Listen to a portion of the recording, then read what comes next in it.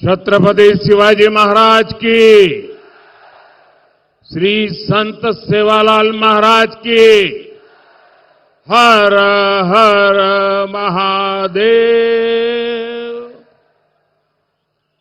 सर्वल्ला राम राम। नांदेड आणि हिंगोलीकरांना माझा नमस्कार।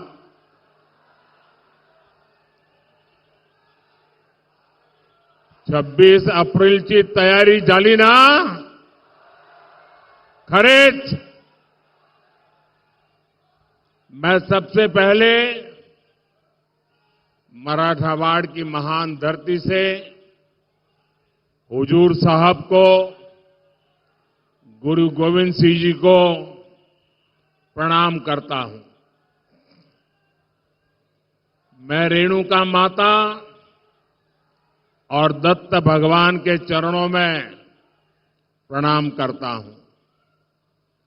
मैं बाबा साहब आंबेडकर और नानाजी देशमुख, दोनों भारत रत्न जैसे राष्ट्रपुरुषों को नमन करता हूं। साथियों, कल देश में पहले चरण का मतदान संपन्न हुआ है।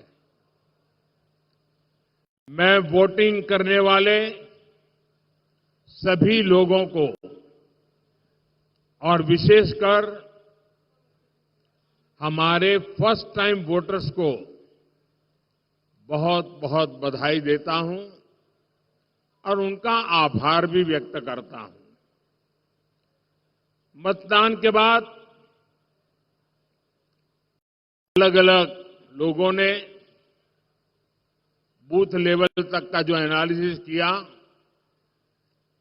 और जो जानकारियां मिल रही है, उसे विश्वास पक्का हो रहा है कि पहले चरण में एनडीए के पक्ष में एक तरफा मतदान हुआ है।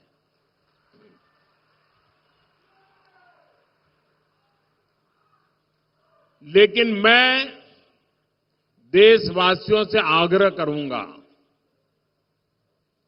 एनडीए की जीत आप पक्की कर रहे हैं, मैं सर झुकाकर आपका आभार व्यक्त करता हूं।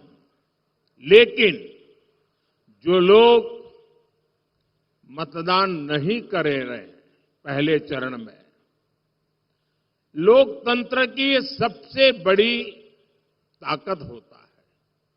आप किसी को भी वोट दें, लेकिन वोट जरूर दें। हमें वोट में कभी भी उदासीनता नहीं करनी चाहिए। और ये बात सही है, गर्मी बहुत है,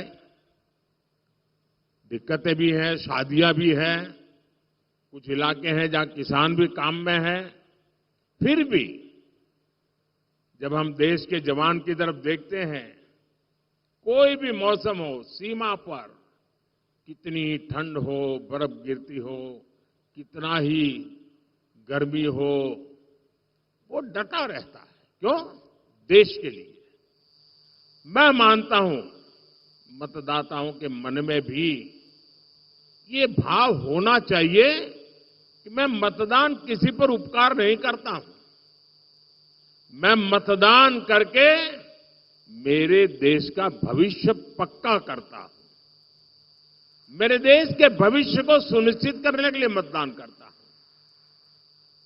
और इसलिए एनडीए के भव्य विजय की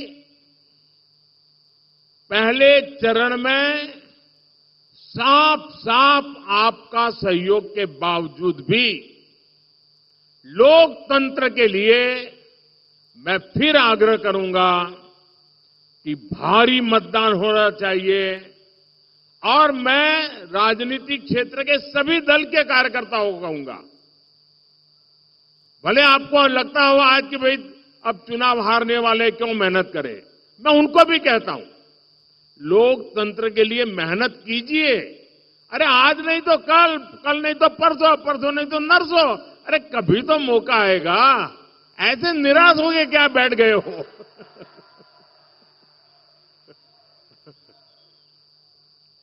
और इसलिए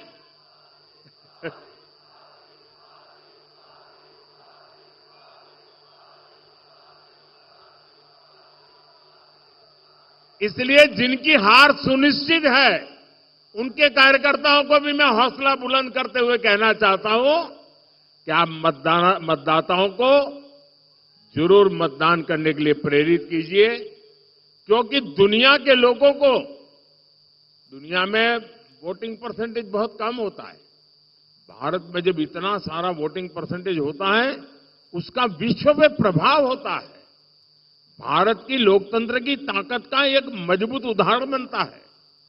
दुनिया को भी भारत को समझने के लिए अधिकतम वोटिंग बहुत जरूरी होता है। और आने वाले 25 साल तो विश्व में भारत के महात्म्य के वर्ष है, और इसलिए अधिक मतदान हमारी लोकतांत्रिक ताकत का परिचय देता है। साथियों, वोटर भी देख रहे हैं कि कैसे इंडी अलायंस के लोग अपने स्वार्थ में, अपने भ्रष्टाचार को बचाने के लिए एक साथ आए हैं। और इसलिए खबरें यही है कि पहले चरण में वोटर्स ने इंडी अलायंस को पूरी तरह नकार दिया है, क्योंकि मतदाता जब मतदान करने जाता है सोचता है, भाई ये इंडी अलायंस वालों, आखिर देश किसके हाथ में सौंपना है? कोई तो चेहरा बताओ। इतना बड़ा देश हम किसको सुपुर्द करें? कुछ तो बताओ। वो बता ही नहीं पा रहे हैं।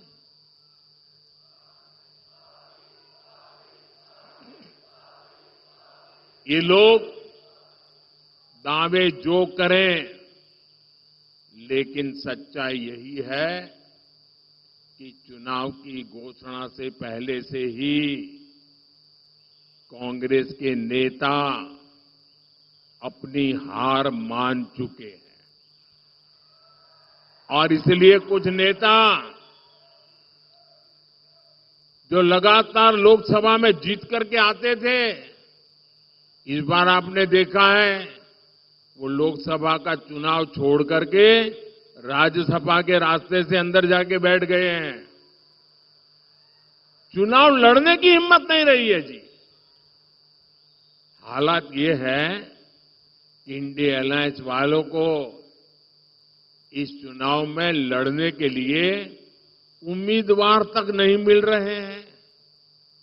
ज्यादातर सीटों पर इनके नेता प्रचार ही नहीं करने जा रहे हैं। और आप जानकर के हैरान हो जाएंगे, इस देश की करीब करीब 25% सीटें ऐसी हैं, 25%, जहां ये इंडी अलायंस के लोग अंदर अंदर एक दूसरे के खिलाफ चुनाव लड़ रहे हैं। अब वो किस प्रकार की बातें करते हैं जी? कोई कल्पना कर सकता है? चलो भाई एक आध दो में गड़बड़ हो जाए वो तो समझ सकते हैं। 25% सीटें ऐसी है इस देश के लोकसभा की जिसमें ये जो अपने आप का गठबंधन का क्लेम करते हैं, वो आपस में चुनाव लड़ रहे हैं, आपस में एक दूसरे को जेल में डालने की बातें कर रहे हैं, आपस में एक दूसरे पर आरोप लगा रहे हैं। क्या ऐसे लोगों पे भरोसा कर सकते हैं? क्या ऐसे लोगों पे भरोसा कर सकते हैं? जो अंदर अंदर भरोसा नहीं कर सकते हैं, उस पर आप भरोसा कर सकते हैं क्या? देश भरोसा कर सकता है? जो आज साथ होने के बाद भी 25% सीटों पर लड़ते हैं, तो अगर उनको थोड़ी सीटें पार्लियामेंट में मिल गई तो अंदर भी वो तूफान करेंगे। और इसलिए इस चुनाव में इनको सबक सिखाना बहुत जरूरी है भाइयों। और देखिए, कांग्रेस के जो शाहजादे हैं, उन्हें भी वायनाड में संकट दिख रहा है। शाहजादे और उनकी टोली 26 अप्रैल को वायनाड में वोटिंग का इंतजार कर रही है। जैसे ही 26 को वायनाड में वोटिंग पूरा हो जाएगा, ये शाहजादे के लिए एक और सुरक्षित सीट घोषित कर देंगे और कहीं और से फिर से लड़ाना पड़ेगा उनको, क्योंकि उनके अलायंस के साथी भी एक दूसरे को गालियां दे रहे हैं। कल आपने उनके एक साथी केरल के मुख्यमंत्री ने जो शाहजादे को सुनाई है, मैं भी कभी ऐसी भाषा नहीं बोलता हूं, ऐसी भाषा बोली है उन्होंने साथी को। ये हाल है उनका। अब जैसे इन्होंने अमेठी से भागना पड़ा, अमेठी छोड़ा, अब मान के चलिए वो वायनाड भी छोड़ेंगे।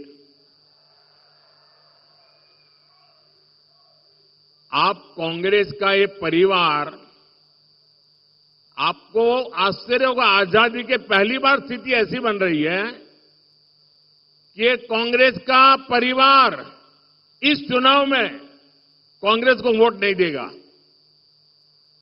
खुद कांग्रेस को वोट नहीं देगा। ये हाल है इनका, क्योंकि जहां वो रहते हैं वहां कांग्रेस का उम्मीदवार ही नहीं है। अब ये ऐसी स्थिति कभी सोची है आपने कांग्रेस की कि जिस परिवार के भरोसे कांग्रेस चलती है, वो परिवार खुद कांग्रेस को वोट नहीं दे पाएगा।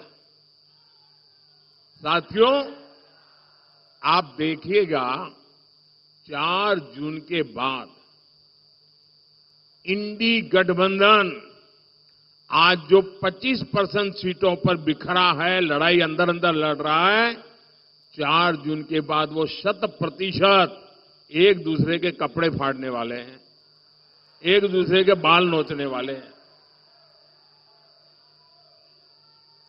इसलिए ये इंडी अगाड़ी के लिए, मुझे बताइए, कोई भी समझदार नागरिक इनके लिए वोट बर्बाद करेगा क्या? कभी भी वोट बर्बाद करेगा क्या? और मैं तो मतदाताओं कहता हूं, आइए जी भर करके एनडीए को वोट दीजिए, पूरी ताकत से वोट दीजिए। एनडीए को वोट करना है, विकसित भारत के लिए वोट करना है। और इसलिए ही आज पूरा देश कह रहा है, फिर एक बार,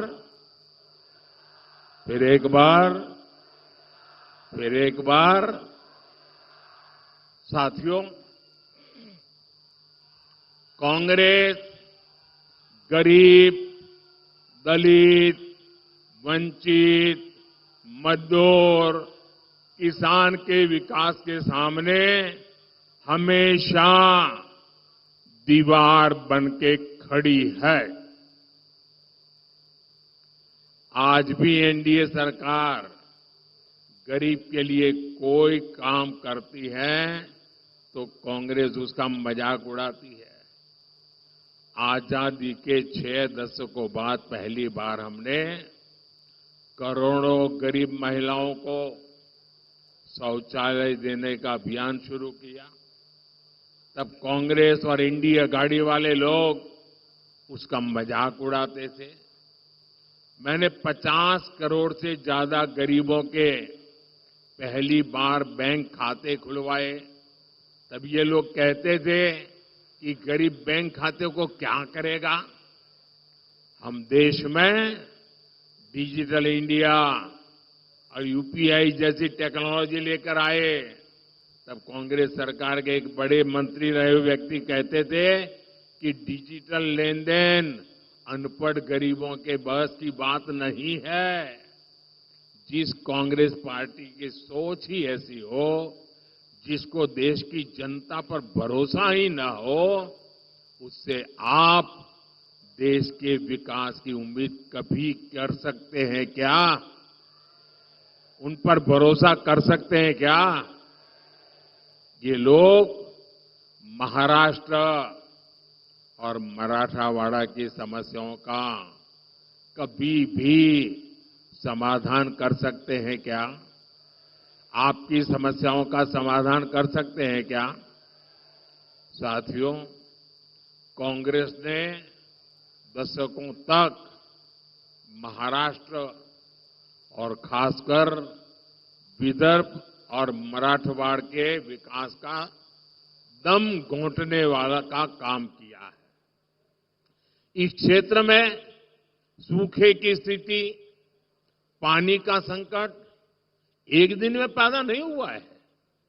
कांग्रेस के रवैये के कारण यहां किसान गरीब होते गए, जहां उद्योगों से जुड़ी संभावनाएं सूखती चली गई, मराठवाड़ के लाखों युवाओं को पलायन करना पड़ा। आपको इस स्थिति से निकालने के लिए एनडीए सरकार प्रतिबद्ध है। यहां एकनाथ शिंदे जी, देवेंद्र फडणवीस जी और अजीत पवार जी मिलकर किसानों के हित में काम कर रहे हैं। और अब तो एक क्षेत्र में और खुशी की बात है, अशोक जी भी हमारे साथ आ गए हैं। और मुझे याद है, मैं जब राजनीति में भी नहीं था और कभी मुझे लगता भी नहीं था मैं राजनीति में जाऊंगा, उस समय पुट्टपट्टी में साईं बाबा ने मुझे उनके पिताजी से परिचय करवाया। साईं बाबा का मुझ पर बहुत प्रेम रहता था और मैं उनके पिताजी के साथ लंबे वहां समय था तो काफी देर बैठा। इतने उच्च पदों पर रहने के बावजूद भी राजनीतिक जीवन में इतना लंबा सफल कैरियर रहने के बाद मैंने उनकी जो नम्रता, मैं तो बहुत छोटी आयु का था, सामान्य, मेरे राजनीति से कोई लेना देना नहीं था, लेकिन जिस प्रकार से प्यार से उनसे बातें करने का सौभाग्य मुझे मिला, वो मैं कभी भी भूल नहीं सकता हूं। मैं हमेशा उनके व्यवहार में से आज भी कुछ न कुछ सीखने की कोशिश करता हूं। और उनका पूरा परिवार आज हमारे साथ है। हम नांदेड़ के 80% से ज्यादा घरों में नल से जल आने लगा है। सिंचाई की समस्या के समाधान के लिए अपर पैन गंगा प्रोजेक्ट पर काम चल रहा है। यहां के किसानों को इसका बड़ा लाभ मिलेगा। हमारी सरकार ने फसल बीमा योजना के तहत किसानों को प्रीमियम से 5 गुना ज्यादा क्लेम दिलवाया है।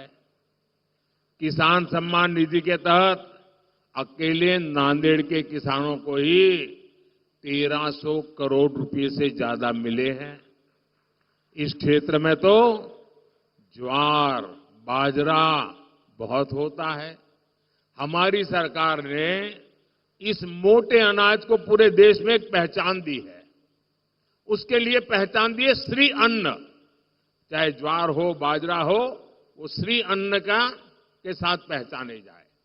और जब से ये काम शुरू किया है, दुनिया भर में लोगों का ध्यान हमारे श्री अन्न पर गया है, सुपर फूड के रूप में गया है और न्यूट्रिशन की दृष्टि से बहुत बड़ा ताकतवर संदेश गया है।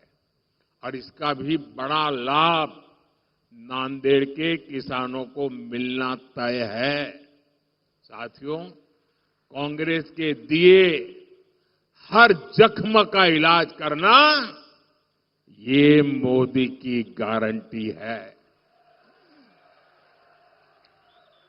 इस क्षेत्र को शक्तिपीठ एक्सप्रेसवे और समृद्धि महामार्ग जैसे वर्ल्ड क्लास रोड्स मिली है। लातूर की रेल कोच फैक्ट्री का लोकार्पण करने का सौभाग्य मुझे ही मिला था।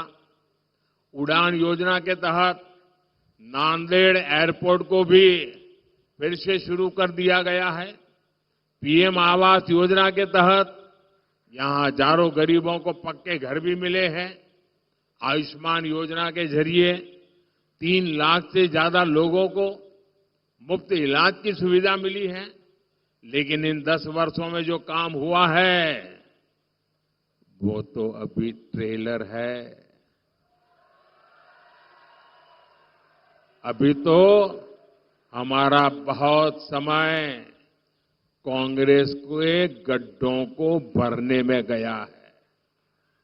अगले 5 वर्षों में हमें मराठावाड़ और महाराष्ट्र को बहुत आगे लेकर जाना है। साथियों, नांदेड़ की ये धरती सिख गुरुओं के चरणों से पवित्र हुई है। खालसा पंथ की गुरु परंपरा और गुरु गोविंद सिंह जी की सीख हमेशा हमारी सरकार के लिए प्रेरणा रही है। बीते 10 वर्षों में हमने सर्वदा भला के रास्ते को मानकर लोक कल्याण के लिए काम किया है। हमारी सरकार को गुरु नानक देव जी का 550वां प्रकाशोत्सव मनाने का, गुरु तेग बहादुर जी का 400वां प्रकाश पर्व मनाने का, गुरु गोविंद सिंह जी का 350वां प्रकाश पर्व मनाने का सौभाग्य मिला। करतारपुर कॉरिडोर का काम पूरा होने के बाद लाखों श्रद्धालुओं को वहां के दर्शन में मदद मिल रही है। लंगर को टैक्स फ्री करने का निर्णय हो या हर मंदिर साहब के लिए एफसीआरए की अनुमति हो, हुजूर साहब और हेमकुंड साहिब के दरबार तक बेहतर इंफ्रास्ट्रक्चर का इंतजाम करना हो, एनडीए सरकार ने सिख परंपरा से जुड़े हर तीर्थ के विकास के लिए पूरी शक्ति और पूरी भक्ति से काम किया है। ये हमारी ही सरकार है जो अफगानिस्तान से वहां जब संकट आया, निर्दोष लोगों की हत्याएं होने लगी, हमारे धर्म स्थानों पर हमले होने लगे, तब अफगानिस्तान से गुरु ग्रंथ साहब के पवित्र स्वरूप को पूरी सुरक्षा और मान मर्यादा के साथ हम अफगानिस्तान से भारत ले आए। ये हमारी ही सरकार है जो बंटवारे के पीड़ितों के लिए सीएए लेकर आई। सीएए ना होता तो हमारे सिख भाई बहनों का क्या हुआ होता? जो अफगानिस्तान से आए हैं उनका क्या गुनाह है? लेकिन कांग्रेस इसका भी विरोध कर रही है। ऐसा लगता है 84 का बदला कांग्रेस सिखों से अब तक ले रही है। साथियों, हमारी सरकार जो कहती है वो करके दिखाती है। मोदी की गारंटी यानी गारंटी पूरे होने की गारंटी। मोदी ने गारंटी दी थी कश्मीर को आर्टिकल 370 से मुक्ति मिलेगी। आर्टिकल 370 आज इतिहास बन चुका है। मोदी ने गारंटी दी थी 3 तलाक खत्म होगा। आज मुस्लिम बहनों को 3 तलाक से मुक्ति मिल चुकी है। मोदी ने गारंटी दी थी देश की अर्थव्यवस्था को गड्ढे से निकालेंगे। आज भारत दुनिया की 5वीं सबसे बड़ी अर्थव्यवस्था है। अब मोदी की गारंटी है भारत दुनिया की 3री सबसे बड़ी अर्थव्यवस्था बनेगा। और आप सब देख रहे हैं आज अयोध्या में रामलला का भव्य मंदिर बनकर तैयार है। लेकिन ये इंडिया गाड़ी वाले क्या कर रहे हैं?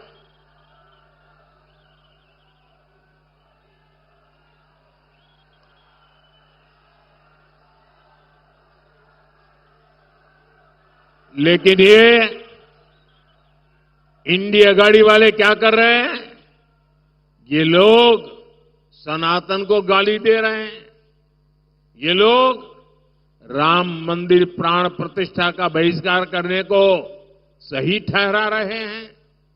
ये लोग राम मंदिर में पूजा अर्चना को पाखंड बताकर हमारी आस्था का अपमान कर रहे हैं।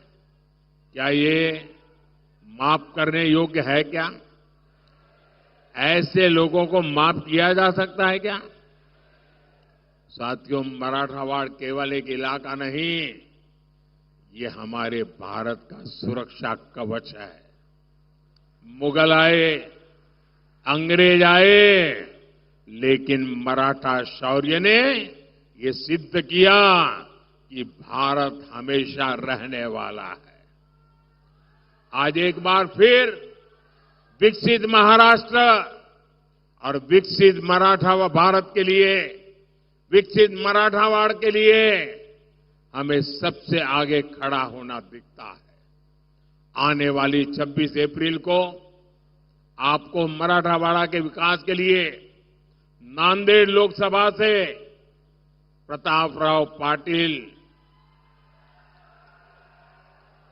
और हिंगोली लोकसभा से बाबूराव कोहलीकर, इनको रिकॉर्ड वोटों से जिताकर मुझे मजबूती करनी है। ये दोनों उम्मीदवार आपके सांसद बनकर संसद में मोदी को ताकत देंगे और इसके लिए आपको कुछ काम करना है, करेंगे। आपको कुछ काम करना है, करेंगे। एक, आपके बूथ में मतदान के पुराने सारे रिकॉर्ड टूटने चाहिए। ज्यादा से ज्यादा मतदान करना है, करेंगे। बूथ में ज्यादा से ज्यादा मतदान पक्का करेंगे। दूसरा, हमें पोलिंग बूथ जीतना है। पोलिंग बूथ जीतेंगे, पोलिंग बूथ जीतेंगे, हर पोलिंग बूथ जीतेंगे। सभी मतदाताओं से मेरा आग्रह है, हर पोलिंग बूथ जीतना है। अच्छा, मेरा एक और काम करना है, करेंगे? करेंगे। देखिए, महाराष्ट्र के घर घर जाना और हर परिवार में जाकर के मोदी का प्रणाम पहुंचाना। मेरे प्रणाम पहुंचाएंगे, हर घर में पहुंचाएंगे। बोलिए भारत माता की, भारत माता की, भारत माता की। बहुत बहुत धन्यवाद।